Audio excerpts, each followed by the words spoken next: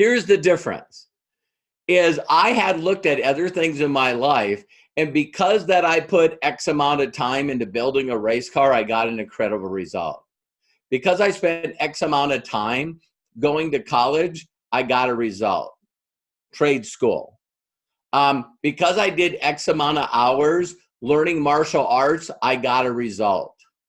And I think that everyone needs to hear me say this, that if you don't make that decision to do this, and everyone goes, well, you know, have a why to make you cry, and you know, you gotta find something other than yourself and why you do this.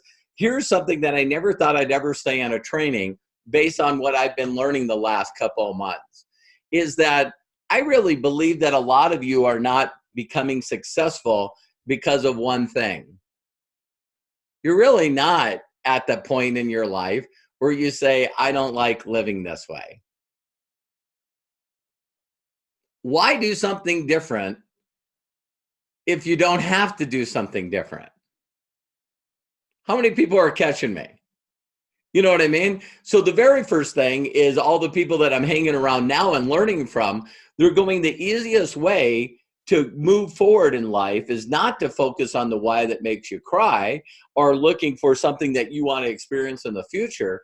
Is first you got to become sort of a realist and say how your life is right now.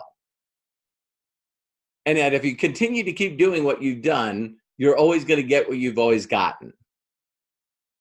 And so, you know, Jim Rohn wrote about this or said it, and I don't know where you guys can find it, but it's definitely out there. But Jim Rohn said, hey, listen, you know, some of you need to do this, but for some of you, you need to take your savings account, your assets, all the money that you have in the bank, and you need to write it on a piece of paper and put it on your fridge and also put it in your mirror of your bathroom.